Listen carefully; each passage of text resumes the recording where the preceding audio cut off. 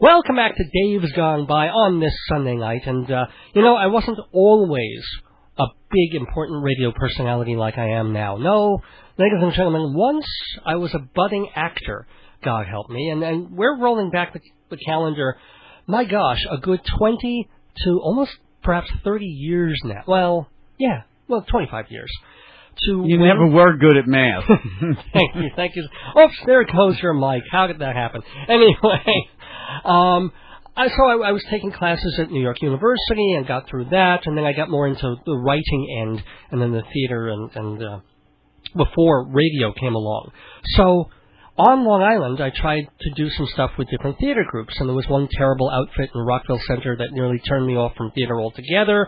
And then I hooked up with a couple of people who had a theater company that was kind of a touring group. They would go to libraries and community centers, and they would do about 40 or 50 performances all across Long Island. And they were actually pretty darn good, low budget, but they put it all in the van, we set it up, we did it, and got really good reviews, and it was a really fun thing to do. And they were not only a good troupe and a good place to learn, but they were kind enough, since I didn't drive, to put me in their van and take me wherever they had to go, all the way up and down the whole stretches of Long Island, sometimes with me sitting in like a little steer well cramped up because we had all these props and things. So anyway, it's kind of a whatever happened to story, because they did this theater stuff, and then for reasons that we'll get into, they had to stop the company, and then went on, and years passed, and now, just a couple of years ago, this person's name surfaced. This fellow who was a high school teacher and an itinerant Long Island theater guy. And suddenly, same man turns out to be the best-selling author in America on casino gambling. How did that happen? To my guest, Frank Scoblete. Well, actually, it happened because of the theater, Dave. And by the way, it's great to be here, and it's great to see you again. Thank you. It's been years. You still look pretty much the same. I'm about 50 pounds heavier, right. But... well, you're eating better because you're making money now. That's true.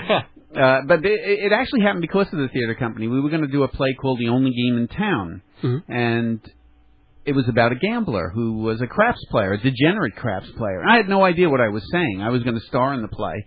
So I decided to go to Atlantic City with my co-star and find out what it was that we were talking about in the play. The moment I stepped into the casino, I was hooked. I looked at a blackjack game, and I thought to myself, if all the aces come out, nobody can get a blackjack. There's got to be a way to beat the game by following the cards. I met an individual called the captain who was an expert at craps, and he could control the dice with his throw. And he taught me that. So slowly but surely, I learned more and more about casino gambling. And as the theater company ended, which was about a couple of years after I found casino gambling, I went into it just about full-time, writing about it and playing. And that's how it happened. Actually, theater brought me to the gambling. That's so bizarre. And it's kind of interesting also because you were, as I said, you were a teacher in the high school districts on Long Island for a long time, and then you were doing the theater as a sideline. And you guys, when we talk about your co-star and the other person who ran the other Vic Theater Company, was Alana Caraccio. Right. And by the way, have you heard from her? How's she doing? No, I haven't seen her in years. Years. I don't think she's doing. Obviously, she's not doing theater anymore. I think she moved out of New York and is living on some estate or something. Ooh. I think she went into bank robbery. Actually. No, that would do it. Yes, right. The other side of gambling, right. Really. No, but what happened was you guys were doing okay. I mean, you weren't obviously making any kind of real money doing the theater stuff, but then you saved what you had.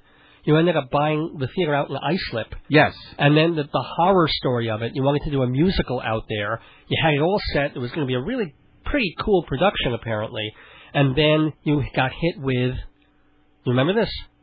I wasn't even part of the company at Explain this what we got hit with. I know we got hit with something, but it's been a long time since I've even thought of this. Yeah, the snowstorm from hell. Oh, yes. Right. You ended up losing about $10,000. Yes. No one showed up. One weekend. Yes, yeah. A couple of relatives showed up with snowshoes. I mean, and mucklucks. Right. But that wasn't even the smallest audience I played before. We had just a quick story. Sure. On one Sunday night, we had 1,500 people watch us. And I thought, this is great. The next night, we were doing a dinner theater. We had one person in the audience. Wow. Yes. And actually, he was a good member of the audience because he actually laughed out loud, which is unusual when you have one person. Guy, yeah. Didn't you sort of say, look, we'll pay you $10 if we can go home? I should have, actually. But I had a cast of 6 and an audience of 1. Oh, my gosh. Yes. Did that tell you something? I mean, because what happened was after that you kind of lost the theater. And did you guys lose the taste for it by then? Well, actually, I got more and more hooked on the gambling thing. And I realized that as a writer, I had written a couple of plays and they had been very successful. Like what? Please. One was called Dracula's Blind Date, a very funny comedy. If you do say so yourself. Well, yes. I mean, I'm objective about myself. I'm wonderful. Frank Scoblete. I know the audience is going, what the heck is wrong with this guy? Let's change to the religious channel. So anyway, that was one, and the other was a play that really was dear to my heart called The Virgin Kiss, which was about my first kiss. Oh. Yes, which ended in a disaster. And then about my second kiss, which is an even bigger disaster. But that was a very funny play, too. So I realized, I had some talent there as a writer. And I'd always been writing, even since 5th grade. And in fact, my 5th grade teacher wrote in my little yearbook that's what I should become, a professional writer. Oh, my. And that's what happened. I mean, I've written 20 books. I've written screenplays for TV. I mean, teleplays. Like what? For which show? Which A&E, Travel Channel, History Channel. Specifically all about Vegas, or you've gone far afield? Or? No, about gambling, about the people I've met, about myself. Wow. I'm good about writing about myself, I'll tell you. Yeah. So that really is what started it all. And what are some of the titles that people can look for on like Amazon or through your site? Okay, my 2 newest titles are the Golden Touch Dice Control Revolution, where I teach people how to control the dice at a craps game. The second one is Golden Touch Blackjack Revolution, where we teach them the easiest method ever developed for beating the game of blackjack. It's been tested with billions of computer runs, with mathematical analysis, and we played it in the casinos for the last 4 years. In fact, it got me banned in all of Mississippi, which, by the way, is not a bad thing. Wait, now, how could they ban you if what you were doing was legal? You weren't cheating. No. So, what, if you make too much money, they can ban you? Yes, they have the right. They're a private business. They have the right not to serve or handle anybody that they don't want to. They can't do it based on race. They can't come up to you and say, well, you're black or Jewish or whatever. Well, you're Italian. They can't do that. But what they can say is, you're too good a player. We don't want you in here. And the entire state of Mississippi did that to me. I guess that's an honor in a way. Yeah. Yeah. By the way, that's a state that still has slavery on the books. They never got rid of it. So, it's nothing lost. Indeed, but is your thing still on the books, or did they take that away? You still cannot gamble in Mississippi? I cannot play in the casino in Mississippi. Oh, my gosh. Yeah, and what they do, which is really scary, they say the next time you come back, we will consider that you're trespassing. Then they can arrest you, because now you're a trespasser. You're actually violating the law. But I don't go back, obviously. No kidding. But every other state you're okay too? I'm okay in Vegas. A couple of casinos have banned me, and I'm basically okay in the Midwest, and I'm okay in Atlantic City, because they can't ban you in Atlantic City. It's against the law. Nice. Yes, very nice. How much money have you made in Atlantic City? A lot. Yeah, I have to say that, like you said, I'm eating well because the money now is coming in. And it's a regular kind... I mean, the money comes in from the books? How much? 50-50. Really? It's 50% from the books and the TV shows and all that I've written, and it's 50% from the actual playing in the casinos. Now, I have to tell you, if you were to ask me, am I addicted? Yes, I am. I'm addicted to writing. I am so addicted to writing that I can't stop. If I am home, I write every day of the week. I never take a day off. The only time that I have a day off is when I'm in the casinos playing. And remember this, I only play games I can beat. I don't play games I can't beat. So that's the only time I really am off, is the time that I'm traveling. And I travel about 130 days a year. But there's like 5 questions in one right there. By the way, we're talking to Frank Scoblete. Am I pronouncing that correct? Because I remember it used to be Scoblete. It is Scoblete. Scoblete. You had it right in the introduction. Mailed. Okay. Doesn't matter. Scoblete. But you kind of hooked away from the obvious question about the addiction. So you said you were addicted to writing. Right. How did you not get addicted to gambling? Because I'm not a gambler. Think about it. You go into a casino and you play a game you can't beat. And you keep going back and you can't beat it. You can't win. You have to be insane to do something like that. I mean, seriously. Right. Would you, knowing you were going to lose money, why would you do it? So. Well, no, most people go to Atlantic City with a certain amount of money in their pockets, and they realize, I'm probably going to lose this, and once I do, I'm going to go home. Right. I mean, that's your average Atlantic City blue-haired 90-year-old grandmother going and coming back. And they know red they're hair, lose. yes. Yeah. Yeah, they know they're going to lose. Now, isn't it much better to go knowing you have the edge over the house? That the more you play, the better chance it is that you'll win. Well, that's my attitude. I'm not a gambler. I gamble with one foot pointed towards the door. I only play games where I know I have an edge over the house. Which are? Blackjack, craps, some video poker, and poker. You can get an edge, not over the house, but you can get an edge over other players. My expertise is in blackjack and craps. Now, explain this to me. I'm certainly not even a card player or a gambler, but blackjack, you're there, the dealer's there, there's cards, they flip, and you either stick it, whatever, or you stick it, right? Well, here, Mr. Dealer, I'm sticking this to you. Stick it 16 or whatever it is. Yes, go ahead. I mean, how different is that from Scarney? Just saying. Well, Scarney actually had a prototype of card counting. He wasn't really very good at it. Essentially, the new method that we've developed is you keep track of the small cards. At a certain point in keeping track of these small cards, you actually have an edge over the house. When that happens, you bet large. When the house has the edge over you, you bet small or you don't bet at all. So when they first open a new deck, you bet small. Small. House has the edge over you. And then it's not just card by card, but you keep in mind how many 2s, 3s, 4s have Well, you gone. don't do it as 2, 3s, 4s. Each of those has a count of 1. Oh, okay. So a 2 is a 1, a 3 is a 1, and you add those ones up. Then, at the end of a round, you subtract the number of players from whatever the count is. So if the count went up to 7, 7 small cards came out, then you would reduce it by the number of players. So if there were 5 players, now the count is 2. So that's how you do it. It's the easiest method ever developed. I just told your whole audience the method. Just save them buying the book, but yeah. Well, they can buy the book because there's other information in the book. But is that easy or what? Yeah. And again, you're not saying, and you could not possibly say that what you do works every time, or I should say that you're going to go in there and come away ahead. No. It's very much like a baseball team. You're going to lose quite a few sessions. But over time, if you're like a really good team, you're going to be ahead rather than behind. And the longer you play, the better it is for you because your edge is statistical. It's about 0.5% to 1%. So for every $100 you bet, you're going to win 50 cents to $1. And over time, you'll actually see the win begin to look like that. But any given night, you could lose. I mean, yeah. I read a piece of yours on one of your websites or blog things. There was one piece where you came home after something, and it was you had lost a lot of money that night, and you were sucking your thumb, apparently.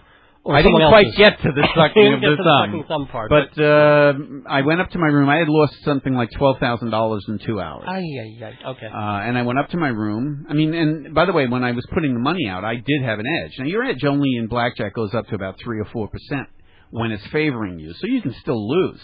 It's like having, you're going to win 52 out of 100. Well, you're going to lose 48. That's right, yeah. So that particular night, I got my head hammered. I go to my room. I curl up into the fetal position. And had my wife not been in the room, I would have sucked my thumb. Man. But in the next week, I won it all back. But these things do happen. I'm curious also, when you make money at the time, does Uncle Sam get a cut at the end of the year? I mean, how do you fill out your as an author, sure. But you have to declare everything you win, too? Yes, and you subtract your losses from it. Oh. Now, obviously, at the end of the year, since I've won money, and I'm honest because I don't want to go to prison. I've heard that horrible things happen in prison, especially in Mississippi, where Bubba is the sheriff. I mean, forget about the prisoners. You have to declare whatever you've won, and you subtract whatever losses you can get away with. So over the course of a year, and it's a personal question, but during a year, from, let's say, as you said, it was 50-50 between gambling and book, are you into, like, 7 figures? Is that fair to say? My wife is in the audience. Shaking her head. She's shaking her head. No, don't discuss how much I've made. Oh, okay. That's she's like my mom. Yeah. Yes. No, I will tell you this. I live a good life. Yeah. And I would say that...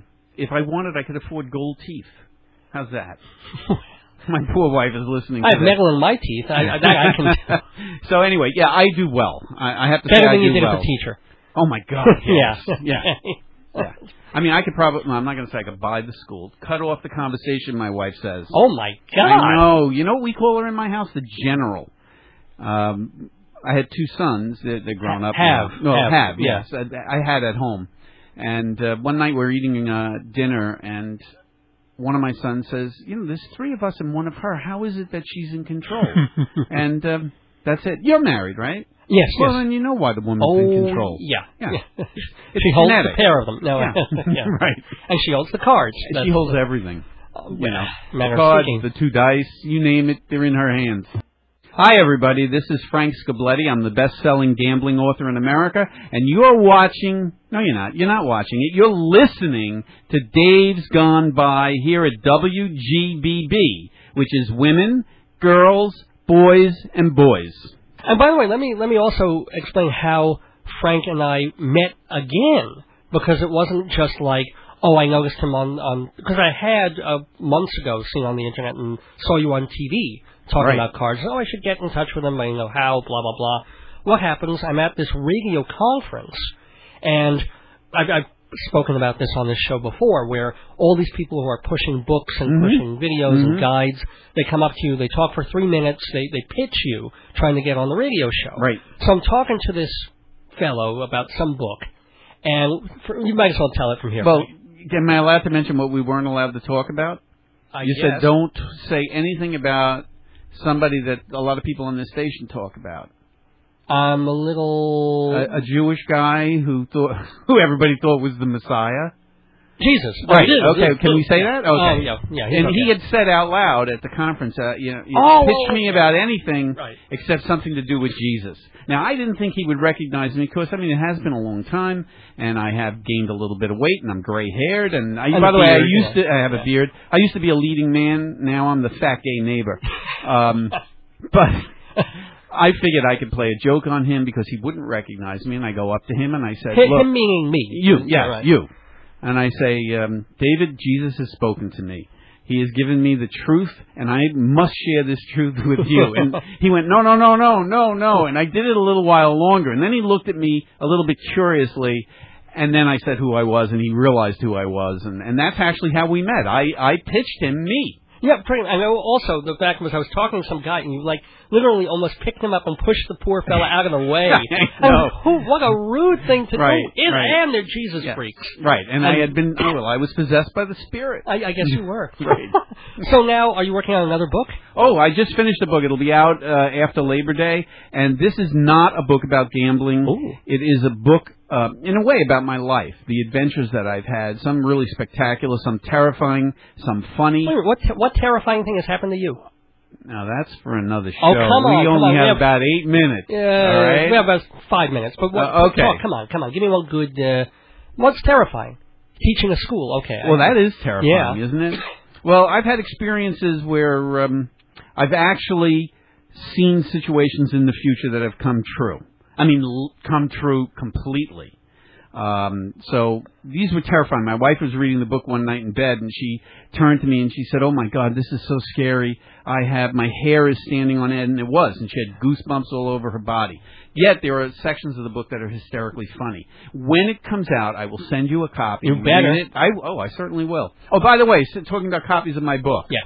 I want to give away free stuff to your audience. Yes. All right? Yes. So I hope he's happy when he gets it. All right? You just made the joke for me. Yes, I figured you were going to say. You can call a number, and it's easy to remember. You don't even have to write it down. It's 866-SET-DICE. 866-SET-DICE. SETDICE, in case people can't spell. Which my audience can't. You never know. And what I'm going to do is you just simply call that number, give the operator your email address. Tell them you're not going to give your street address because it'll become confused. Just the email address. Make sure they read it back to you correctly. When I get that email address, I am going to send you a free article. I'm going to send you information about slot machines, which are the best ones to play, which are the worst oones to play, the best bets at craps, and some other things, and it's all free. All right? Ooh. So I will send that to your email. It's 866-SET-DICE. 866-SET-DICE. And as long as you're sending people places, where would they find the most of your stuff on the web? Amazon.com. And also at my website, www.goldentouchcraps.com. GoldenTouchCraps.com. GoldenTouchCraps.com. Is that your particular company, or? Yes. Now, who was the fellow who was with you at your when we met at the conference? His name is the Dominator, and it has nothing to do with sex. All right. Well, as far or as I know. religious intolerance. Yeah. He's my partner, actually, in businesses. He's my partner in Golden Touch Craps. And we're partners when we go to the casinos. He, in my opinion, is the best dice controller on earth. I'm good, but I think he's great. When you say controller, but... You can control the dice so that you offset the statistics of the game so they favor you. But when you're playing craps in the casino, doesn't the other, what do you call it, the moderator guy throw the dice all the time? You don't get to No, you get to throw the dice. Oh, is that they true? hand you the dice and they go beat us. Really? Yes, and then if you can control the dice. Now, when I say control, you're offsetting the statistics. You have influence. Right. And what you're trying to do is get the game to favor you. And we've developed a technique that allows us to do that, and it's been very successful. Well, ladies and gentlemen, Golden Touch Craps. Golden Touch Craps, which sounds like really one of the worst diseases you can have. But well, at least it makes your family money before you die. That's true. It's been an absolute pleasure. We got to do that when the new book comes out, the one that's more personal and bio. Yes. You come back on in the neighborhood.